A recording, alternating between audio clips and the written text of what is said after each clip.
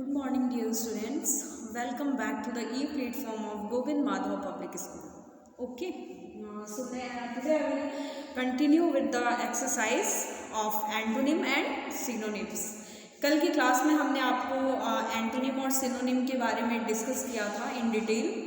आज हम उससे रिलेटेड फ्यू एक्सरसाइजेज आपको कराएंगे जिससे कि आपका कंसेप्ट एंटोनिम्स और सिनोनिम्स को लेके और भी ज़्यादा क्लियर हो सके, आप चीज़ों को अच्छी तरीके से प्रैक्टिकली अच्छे से समझें. ओके, एंटोनिम और सिनोनिम. तो चलिए पहले हम एंटोनिम का देख लेते हैं. एंटोनिम से रिलेटेड हम कुछ एंटोनिम आपको करा लेते हैं, देखते हैं आपके एक्सरसाइज बुक से.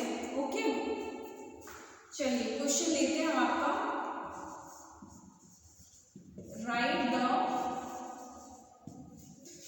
एंटोनिम यानी कि विलोम शब्द. Right the antonyms of given words. यानी क्या आपको इन क्वेश्चंस में बताने हैं, क्या बताने हैं, जो भी वर्ड यहाँ पे लिखती हूँ उसका क्या बताना है, विलोम शब्द बताना है. यानी कि उससे ऑपोजिट शब्द, उसका क्या बताना है, एंटोनिम्स बताना है. चलिए तो फर्स्ट हम लेते हैं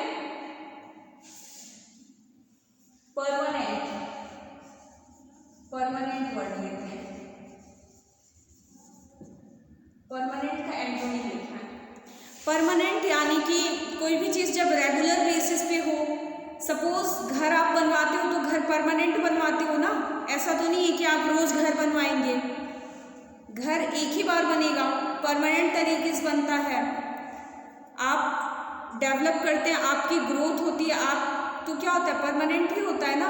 ऐसा तो नहीं है कि आपकी ग्रोथ हर दूसरे दिन हो रही है. अगर आपके एक बार 32 दांत हो जाते हैं तो क्या फिर 33 दांत की पॉसिबिलिटी है, नहीं है. 32 दांत परमानेंट रहते हैं, है ना. तो क्या हुआ, परमानेंट यानी कि जो हमेशा स्थिर रहे. ठीक है, टेम्परेरी, TEMPORARY. ठीक है, परमानेंट टेम्परेरी. जो टेम्परेरी यानी कि जो काम स्थिरता, मतलब आप टेम्परेरी मतलब आप समझ रहे होंगे, इरेगुलर हो, सॉरी नॉट इरेगुलर, देखते मैं इसके लिए कुछ. टेम्परेरी यानी कि आप टेम्परेरी बेसिस पे कोई भी काम करें. ठीक है, सपोज आप घर बना रहे हैं, कच्चा घर बना रहे हैं, पता होता है वो आप टेम्परेरी ही बनाओगे ना, टेम्परेरी बेसिस पे बनाओगे. कई बार थंडर स्टॉर्म आ रहे हैं, साइक्लोन्स आ रहे हैं, क्या होंगे, घर पे इफेक्ट करेगा, घर गिर जा रहा है. आपने टेम्परेरी कोई भी काम किया हो उसे हम क्या कहेंगे. ठीक है, परमानेंट का ऑपोजिट क्या हुआ, यानी कि एंटोनिम क्या हुआ, टेम्परेरी हो गया. ठीक है, ये चीजें आपको समझ में आ गई होंगी आई होप. चलिए दूसरा नेक्स्ट लेते हैं हाई. हाई यानी कि ऊंचा. सपोज आप देखेंगे किसी की हाइट मैक्सिमम है 6 फीट और किसी की हाइट क्लास में मिनिमम है 3 फीट. तो क्या होगा, हाईएस्ट क्या होगा, यानी कि सबसे ऊंचा मान हुआ 6 फीट, और लोवेस्ट यानी कि हाईएस्ट का ऑपोजिट क्या हो जाएगा, लोवेस्ट हो जाएगा. हाई का ऑपोजिट उसी जगह से हमने क्या लिया, लो लिया, है ना. हाई का ऑपोजिट क्या हो जाएगा, लो. ठीक है, नेक्स्ट. ये चीजें आपको आई होप क्लियर हो गई होंगी. परमानेंट का आपका टेम्परेरी हो गया, हाई का आपका क्या हो गया, लो हो गया. चलिए थर्ड लेते हैं हम, इनसिक्योर. यानी कि किसी भी चीज को लेकर अगर आपको सिक्योरिटी ना हो उसे हम क्या कहेंगे, इनसिक्योर कहेंगे. इनसिक्योर का ऑपोजिट यानी कि इनसिक्योर का एंटोनिम क्या होगा, सिक्योर. क्या होगा, सिक्योर. ठीक है,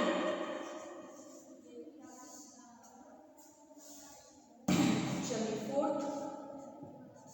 इनसिक्योर का ऑपोजिट क्या हो गया, सिक्योर हो गया. ठीक है, आप नेक्स्ट ले लीजिए प्लस यानी कि किसी ऐड करना, प्लस करना, है ना. इसका ऑपोजिट क्या हो जाएगा, सब्सट्रैक्शन. आप किसी भी पर्टिकुलर चीज से कुछ चीज अगर आप माइनस कर रहे हैं उससे सब्सट्रैक्शन क्या लेंगे, प्लस. ऐड करना माइनस सब्सट्रैक्ट करना, ठीक है, घटाना। तो प्लस का ऑपोजिट क्या हो जाएगा, माइनस, ठीक है, माइनस। फिफ्थ, ये चारों आप लोग अपनी कॉपी में साथ साथ नोट डाउन भी करते रहिएगा, ठीक है।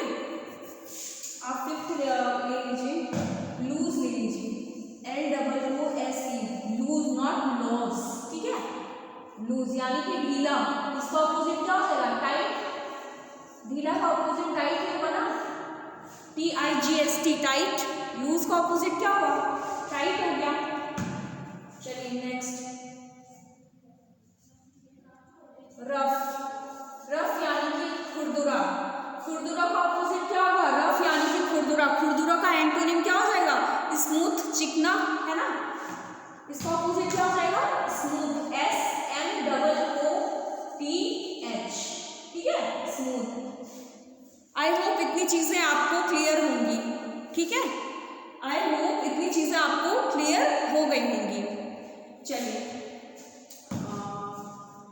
आप इसका एक स्क्रीनशॉट ले लीजिएगा बेटा, आप लोग अपने कॉपी में इसको नोट डाउन कर लीजिएगा। एक स्क्रीनशॉट आप ले लीजिए।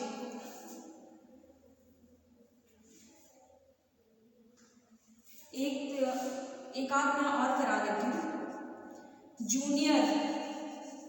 जूनियर, जूनियर का एंटोनिम क्या हो जाएगा, जूनियर यानी कि छोटा, सीनियर, ठीक है, सीनियर। 7th 8th हो गया ये आपका। लॉस यानी कि कोई भी चीज गुम हो जाना। लॉस का ऑपोजिट कुछ चीज मिल जाना, फाइंड, ठीक है, क्या हो गया, फाइंड हो गया। लॉस का ऑपोजिट क्या हो गया, फाइंड हो गया, ठीक है। चलिए लाइट आपका लिख लीजिए आप, लाइट। लाइट यहाँ किसी भी रूम में लाइट रहना, और कहीं पे भी लाइट नहीं रहेगी तो उसे हम क्या कहेंगे, डार्क है वहाँ पे, यानी कि लाइट का ऑपोजिट क्या हुआ, डार्क हो गया। लाइट का ऑपोजिट क्या हो गया, डार्क हो गया, ठीक है।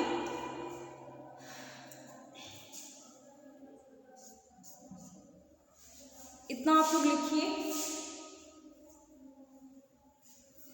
चलिए लास्ट में एक और करा देती हूँ, इसके बाद बाकी आप अपने आप ट्राई करिएगा, ठीक है, बाकी आप अपने आप ट्राई करिएगा। इन केस अगर आपसे चीज़ें नहीं हो पाती हैं तब आप मुझसे पूछेगा ग्रुप के थ्रू, ओके।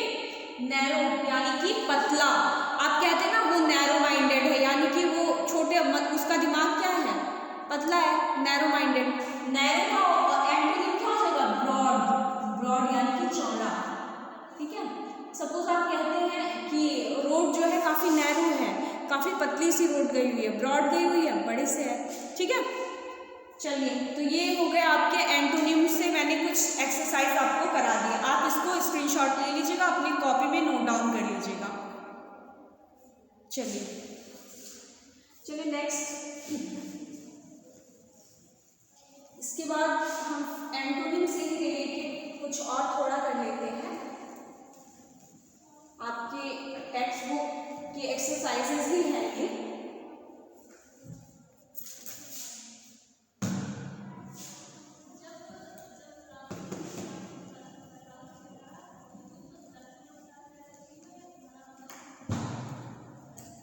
ये सब आपके टेक्स्ट बुक की ही एक्सरसाइजेज में करवा रही हूँ मैं। जितना करवा रही हूँ इसके आगे आप लोग अपने आप करेंगे, इससे क्या होगा बेटा कि आपका भी कंसेप्ट क्या होगा, क्लियर होगा, आप चीज़ों को बेटर समझ पाएंगे।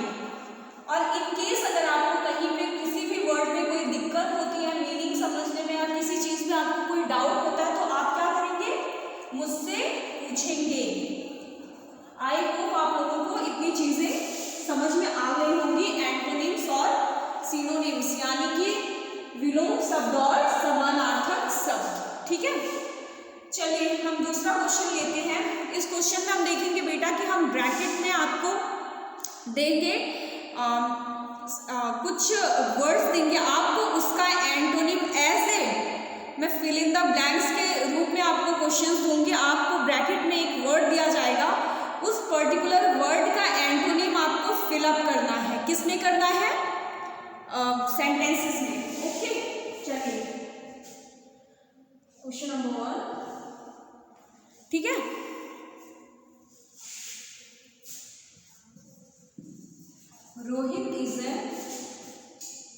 रोहित कोई एक पर्सन है, उसके बारे में यहाँ पे बात हो रही है। Rohit is a fill in the blanks man, ठीक है। ब्रैकेट में आपको दिया हुआ है अनहेल्दी। अनहेल्दी का ऑपोजिट क्या होगा? अनहेल्दी का ऑपोजिट क्या हो जाएगा? स्वस्थ। इसमें क्या कहा गया है? रोहित क्या है? स्वस्थ आदमी है, यानी कि हेल्दी, ठीक है। हो गई ये पॉइंट आपको क्लियर हुआ? रोहित क्या है? Rohit is A bracket dash man, इतना आपको दिया हो। तो ब्रैकेट में आपको अनहेल्दी वर्ड प्रोवाइड किया। इस अनहेल्दी वर्ड का एंटोनिम यानी कि विलोम शब्द, इसके ऑपोजिट शब्द आपको फिल इन द ब्लैंक्स यानी कि डैश में फिलअप करने हैं। ओके, चलिए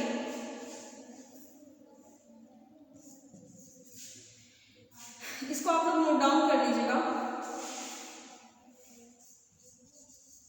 the sun is during the day, ठीक है, डैश ड्यूरिंग द डे, ठीक है। ब्रैकेट में आपका है इनविजिबल यानी कि नहीं दिखता है जो चीज, उसे हम क्या कहेंगे? इनविजिबल, ठीक है। इनविजिबल का ऑपोजिट क्या होगा? विजिबल, जिसको हम, जो दिखता है, जिसको हम देख सकें, है ना। सन क्या होता है? दिन के समय विजिबल होता है ना, दिन के समय ही तो दिखता है। तो यहाँ क्या हो जाएगा? इनविजिबल का ऑपोजिट विजिबल। क्या हो गया? विजिबल, ठीक है। थर्ड पॉइंट, इतना आप लोग नोट करिएगा।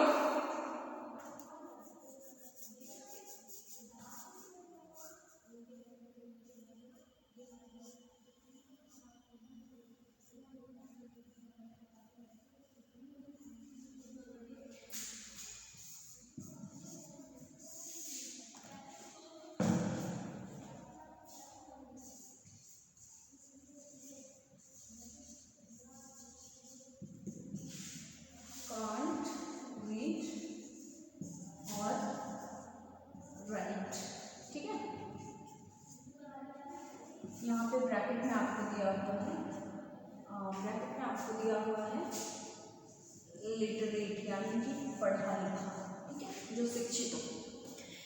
चलिए, and dash person can't read और राइट। ब्रैकेट में आपको जो वर्ड प्रोवाइडेड है हमें, वो क्या है? लिटरेट यानी कि पढ़ा लिखा कोई भी इंसान लिख भी सकता है, बोल भी सकता है, ठीक है। रीड भी कर सकता है, रीडिंग करता है, और राइटिंग भी कर लेता है ना। तो ये तो लिटरेट पर्सन्स के क्वालिटीज यहाँ पे दिए हुए हैं सेंटेंस में। तो लिटरेट यानी कि हमें अनपढ़ की बात हो रही है यहाँ पे। लिटरेट का ऑपोजिट क्या हो जाएगा? इलिटरेट। क्या हो जाएगा? IL लगा के बेटा, बाकी आप एज इट इज क्या करेंगे? पुट अप कर देंगे, इलिटरेट, ठीक है। ये हो गया आपका 3 क्वेश्चंस, ठीक है। चलिए फोर्थ,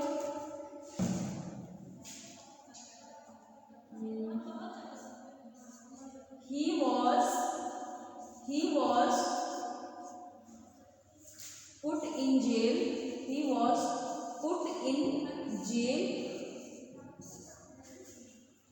because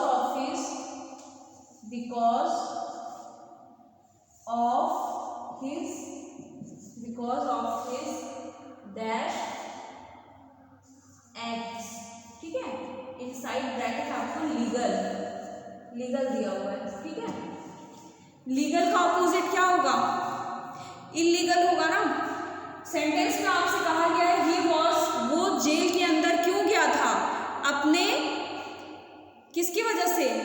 अपने इलीगल यानी कि कोई भी जो संवैधानिक तरीके से कोई भी चीज़ें जो गलत हो, ठीक है, उस काम की वजह से वो कहाँ गया था? जेल गया था। तो लीगल का ऑपोजिट क्या हो जाएगा? इलीगल, है ना। तो यहाँ पे हम क्या करेंगे? IL लगा के बाकी as it is word put up कर देंगे, illegal acts. He was put in jail because of his illegal acts, ठीक है। चलिए, तो यहाँ पे बात हुई आपकी उससे रिलेटेड कुछ एक्सरसाइजेस की। अब हम इसके बाद बेटा करेंगे। बाकी अगर आप लोगों को कहीं दिक्कत होती है तो आप लोग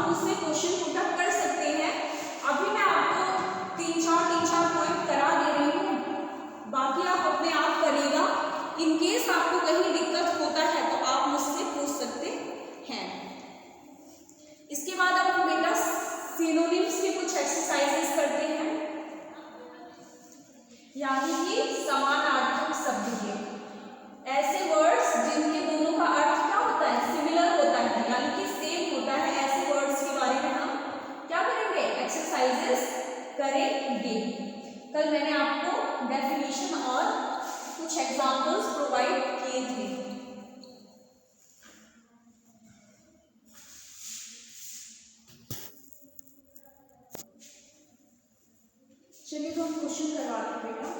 मैं आपको 3 वर्ड्स दूंगी, आपको उसमें से जो कि बेटर सूट करे एक गिवन वर्ड से आपको वो क्या करना है, पिकअप करना है, सेलेक्ट करना है। ओके, चलिए पिक आउट द वर्ड, यानी कि कोई भी ऐसा वर्ड आप छांट लीजिए, सेलेक्ट करिए वर्ड विच इज सिमिलर, यानी कि जो मिलता जुलता हो किससे, in meaning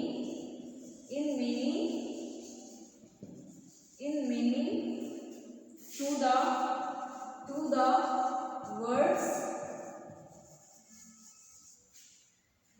in first column। चलिए क्वेश्चंस आप देखते हैं।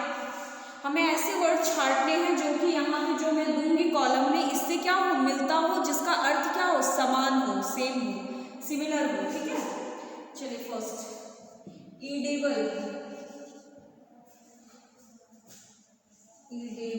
ठीक है। ए आप देख लीजिए एक्सपेंसिव, बी हो गया आपका टेस्टी, थर्ड हो गया ईटेबल, सी ईटेबल। सेकेंड आप देखिएगा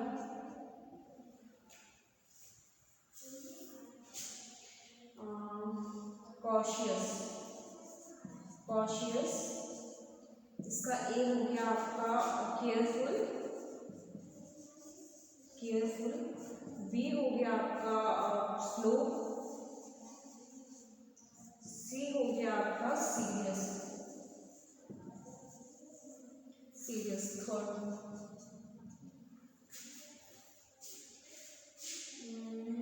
थर्ड आपका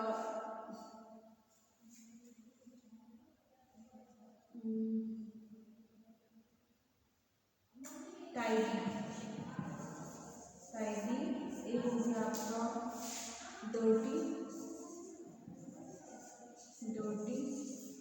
बी हो गया फ्रेश,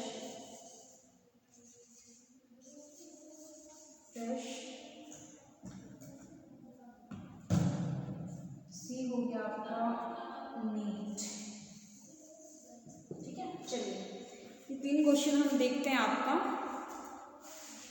ओके बेटा, ईडेबल का आप लोग देखे होंगे कई सारे आपको ऑयल्स, आप ऑयल्स जब परचेज करते हो मार्केट से तो उस पर क्या लिखा रहता है, ईडेबल ऑयल, यानी कि खाने का तेल।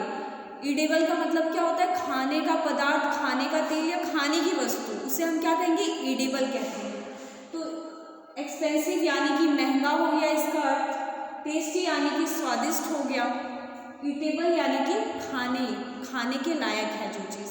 तो इसका एकदम एप्रोप्रिएट जो वर्ड मैच कर रहा है ईडेबल से, क्या होगा, वो ईटेबल होगा। तो फर्स्ट का आंसर क्या हो जाएगा, सी ईटेबल। ठीक है, क्या हो जाएगा, सी ईटेबल, आप लोग लिख लीजिएगा। ठीक है, कॉशियस का फर्स्ट आपने दिया हो, कॉशियस यानी कि बेटा किसी भी चीज को जब आप क्या करेंगे, लेके बहुत ज्यादा उसके लिए आप केयर करें, उसे कॉशियस हैं, जागरूक हैं, आप केयर करें उस चीज की, उसे हम क्या कहेंगे, कॉशियस। इसका फर्स्ट आपका केयरफुल दिया हुआ है, यानी कि किसी भी चीज के लिए आप जागरूक हैं, ध्यान देते हैं, केयर करते हैं किसी भी चीज की, केयरफुल। सेकेंड हो गया स्लो यानी कि धीमा, थर्ड हो गया सीरियस यानी कि गंभीर, है ना। तो क्या होगा इसका, मैंने अर्थ बताया आपको, कॉशियस का क्या हो जाएगा, केयरफुल। फर्स्ट क्या हो गया, इसका फर्स्ट आंसर होगा कॉशियस का केयरफुल।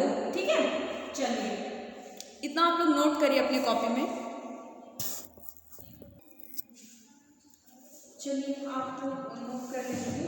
टाइडी का हम देखते हैं। ठीक है, टाइडी यानी कि साफ सुथरा, है ना, नीट एंड टाइडी। आप लोग इन सेंटेंस आप किसी भी वाक्य में भी अक्सर ये चीज़ पढ़े होंगे अब तक, neat and clean, neat and tidy, है ना।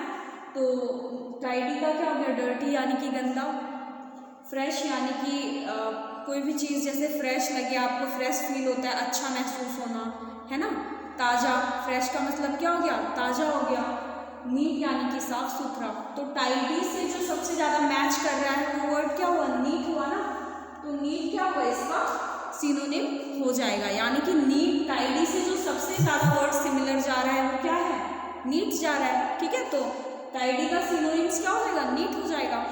चलिए बेटा, तो आज हम एंटोनिम और सिनोनिम्स के आपको एक्सरसाइजेस भी करा दिए, और इससे रिलेटेड और भी जो भी क्वेश्चंस आपको होते हैं, अगर आपके समझ में एक्सरसाइजेस नहीं आते हैं तो आप मुझसे एक बार पूछ लेंगे। ठीक है, बाकी आप लोग इसको चीज़ों को लिख लीजिएगा नोटबुक में और लर्न करिएगा एज ए होमवर्क। चलिए, आज के लिए ये चैप्टर आपका यहीं पे फिनिश होता है। हम नेक्स्ट क्लास आपकी दूसरे चैप्टर के साथ शुरू करेंगे। थैंक यू सो मच बेटा, हैव ए गुड डे।